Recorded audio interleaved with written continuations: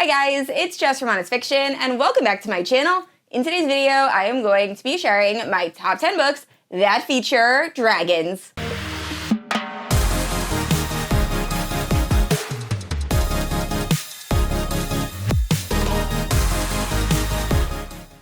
Alright guys, so Fourth Wing and Iron Flame have taken over the bookish community, myself included. I am absolutely loving this series, but if you have finished Iron Flame and you're looking for more books featuring dragons, I have you covered. So I put together a list of 10 fantasy books that all feature dragons or dragon-type creatures. So we have Wyvern, we have Draken, and we have dragons. And I am very excited to talk about these books with you guys. Now, if you're unfamiliar with my channel, I post new videos every Wednesday and Sunday. If you haven't yet, please like and subscribe. You can also hit that notification bell to be notified whenever I post new bookish content. You can also check out my Instagram and Goodreads, both linked down below. With all that out of the way, let's talk about these books featuring dragons.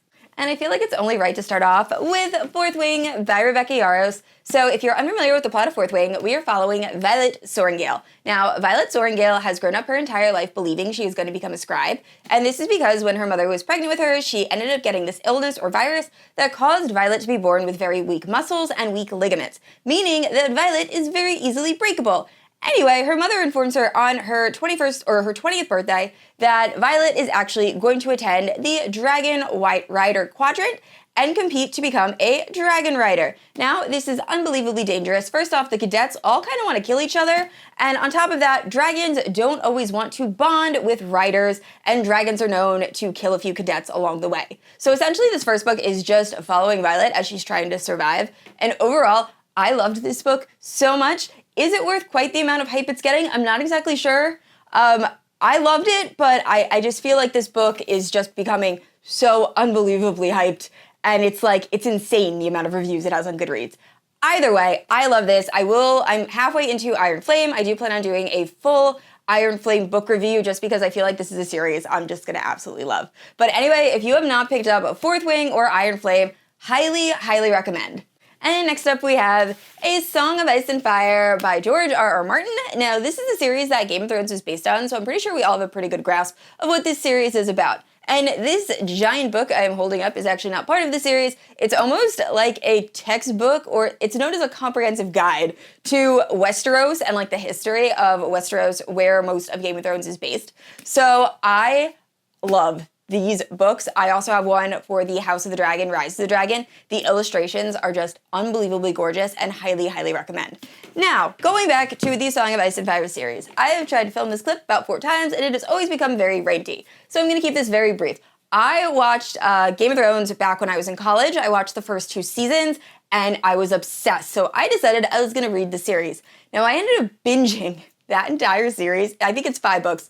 In like 3 weeks, and those books are thick, and I absolutely love them. Now, I will say there are a lot of POVs, like possibly too many POVs, and also George R.R. Martin has a very interesting writing style that I did enjoy, but that man loves details, and he doesn't always remember the details and the appearance that he gives characters because there are so many. So just kind of know that going in, but overall, I loved those books. I was obsessed. I made all of my roommates read them, and I was so excited. Now, I will say the show definitely kind of went down a different path, and I despised the ending. I hated season 8 of Game of Thrones. I apologize if you enjoyed it.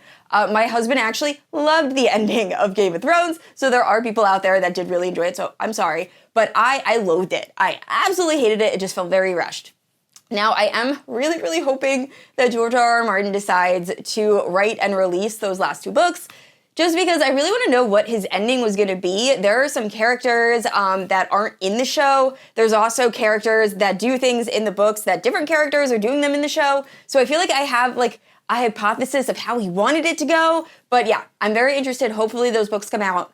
It's not very likely, but I have my fingers crossed. But anyway, if you are thinking about it or hesitant to pick up Song of Ice and Fire, highly recommend. It is so much fun. And next up, we have Rise of the Dragon by George R.R. Martin. Now, this is similar to the last book, where it is a comprehensive history of House Targaryen, who are like the main players going on in this realm. Now, this book features a moment in history known as the Dance of the Dragons, which is what the show House of the Dragon is based on. Now, if you haven't seen House of the Dragon, it's kind of like the prequel to Game of Thrones. Honestly, I think I prefer House of the Dragon over Game of Thrones just because I love the characters and the dragons are just completely badass. I also just think they did a really good job with casting. Not that they didn't do a good job with casting with Game of Thrones, but I'm just obsessed with these characters. And speaking of House of the Dragon, I figure now is the perfect time to talk about my recent purchase from NovelWicks. So NovelWicks is a bookish candle company, and I am absolutely obsessed. All of their candles are wood wick, so they sound so cool while you're burning them. And this is from the House of the Dragon collection. So I am absolutely in love with the House of the Dragon show, and the artwork on these candles is fantastic. They also smell absolutely amazing. So highly recommend. If you have not checked out NovelWicks yet, definitely do so. And you can use my code HF10 to save 10%. Now, if you are unfamiliar with the plot of House of the Dragon, I don't want to give away too many spoilers, but we are essentially following House Targaryen and House Hightower as they battle it out to be the head of the realm. So overall, Queen Rhaenyra all the way, but I love this show and I cannot wait for season 2 to finally come out. Probably not until 2025 at this point, but still, I am just so excited. So definitely check this book out if you haven't yet. Like I said, illustrations are beautiful, and there's just so much fascinating history when it comes to the Targaryens. And next up, we have Fireborne by Rosaria Munda. So this is the first book in the AURELIAN cycle. Now, I only read the first 2 books. I never finished this series, but overall, it was very enjoyable and one of the first books I talked about on my YouTube channel.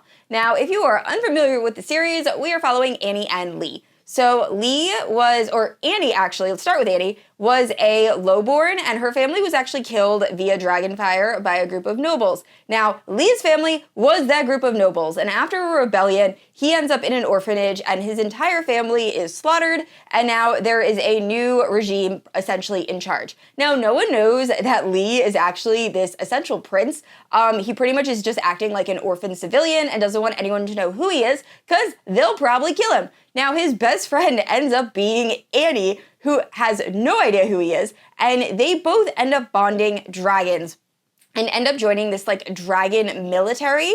And when Lee gets there, soon it kind of starts to come out that he's very good at dragon riding, a little bit better than he probably should be. And it's essentially his story of what the right choice is when you're in this situation. Like, does he honor his family and try to get revenge? Does he just become a part of this new regime? His best friend's family, or his best friend's family, was killed by his family, essentially. Does he tell her the truth? And it's just so much political intrigue, and it's just an absolutely amazing series, especially if you're a big fantasy fan.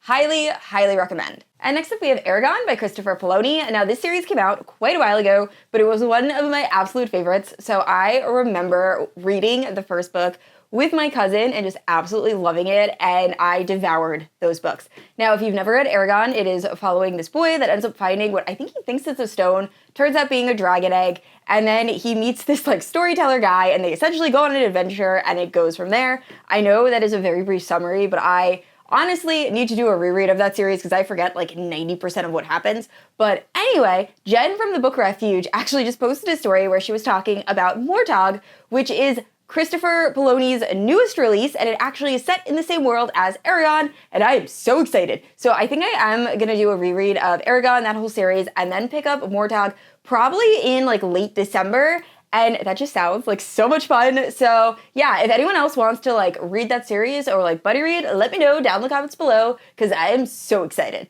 And next we have The Rage of Dragon by Evan Winter, and I wasn't sure if I even wanted to include this book because I DNF'd it. However, I wanted to have at least one like real fantasy book on this list. So essentially, this is a pretty long book, and we are following these people that 1 in 1,000 women has the ability to call down dragons, and then 1, I think in like 100 men, is able to turn into almost like this super gladiator, and we're following one of these men. And overall, I just didn't like the main character at all. I don't know what it was about him, but I could not get into this story. It was also around the time that I was starting to read more like fantasy romance, so it just wasn't holding my attention. Now, I think this book has like over a 4.5 on Goodreads, so if you really like fantasy, I would definitely give this book a shot. personally just didn't really work for me. The rest of the books on this list feature dragons or dragon-type beings, but they're not always the main character. They're either more like side characters or there are other paranormal creatures involved. So first up we have Kingdom of Ash by Sarah J. Maas. This is the final book in the Throne of Glass series.